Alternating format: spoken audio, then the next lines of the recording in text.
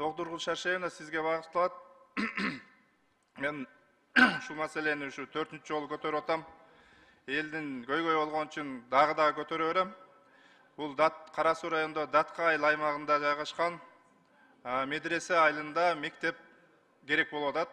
Ошонун жанында эле Момбеков деген мектепте бүгүнкү күндө 4 смена окуп атышат. Разный ар түрдүү маселелер дагы козгодум эле. Ушул боюнча эмне иштер жүргүзүлүп атат. Гострой дагы ушул боюнча жооп берсеңиздер, өткөндө мен дагы комитетте да көтөрдүм эле, эмне кыймыл барбы, жокпу?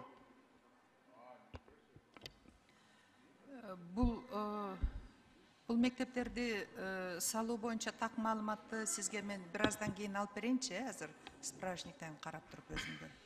Гостройдо барбы? Уруксат берсеңиздер, Кара Суу району боюнча кыскача маалымат бере кетейин.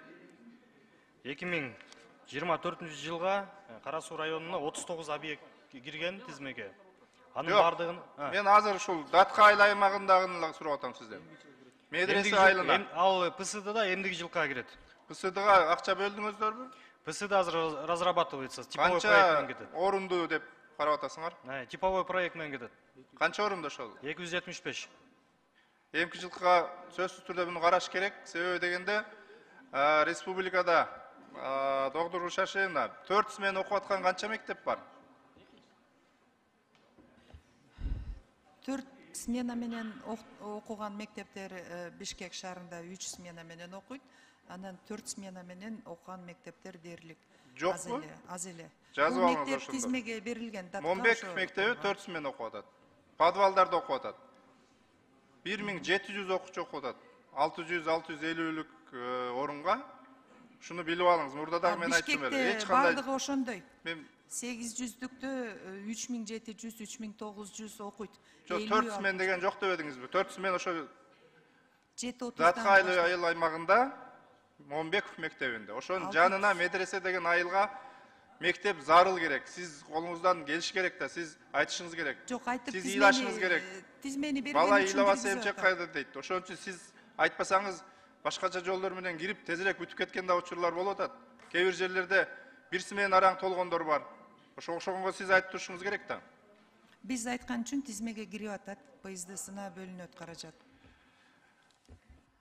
Тагыраак жооп бериңиз кийин анан кагаз жүзүндө. Кийинки суроом бала бакча көйгөй боюнча.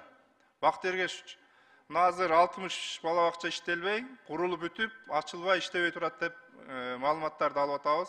Ушул эми туура эмес чечим өкмөттөн чыккан үчүн ушундай болуп атат да. Биз эми социалдык ориентированный болгондон кийин бюджетке канчалаган миллиарддаган социалдык тармакка бөлүп аткандан кийин ушул бала бакчаны, мектепти, саламаттык сактоодон акчаны аябай эле башка нерсе чыгарбай эле ушуларды бүтүрбөйлүбү? Ушуну өзүңүзгө бир бекемдеп жазып алыңыз, же жооп бериңиз. Дотацияда Нурбек Карыч, дотацияда турган айыл өкмөттөргө жардам беребиз. Ушу бала бакча бар болсо, ушул кызматкерлерге айлык төлөө боюнча Минфинден барат акча. Ал чечилди. Дотацияда эместер, алар өздөрү төлөйт. Эми ошо бала бакчада мына 60 бала бакча ачылып иштебей турганын ким жооп берет эми? Кайсы айыл өкмөттү айтасыз? Жок, азыр информация айтпады. Сиз айттыңыз? Бул боюнча башка айыл барбы? Жооп берип коюңуз. Бул боюнча Каржы министрлиги менен иштеп атабыз. Алар ошол айыл өкмөттөргө субсидия түрүндө бермей болду. Бул бюджеттик мыйзамдын 12 статьясында жергиликтүү өзүн-өзү башкаруу же жергиликтүү бюджеттен каржылансын деп жазылып калган. Качандан баштайсыздар ошол?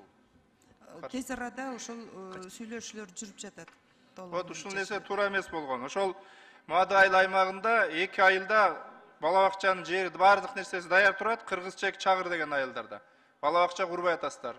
Частный партнерство менен дейсиңер, частный партнерство менен курулганда мына иштебей турат бүгүнкү күндө.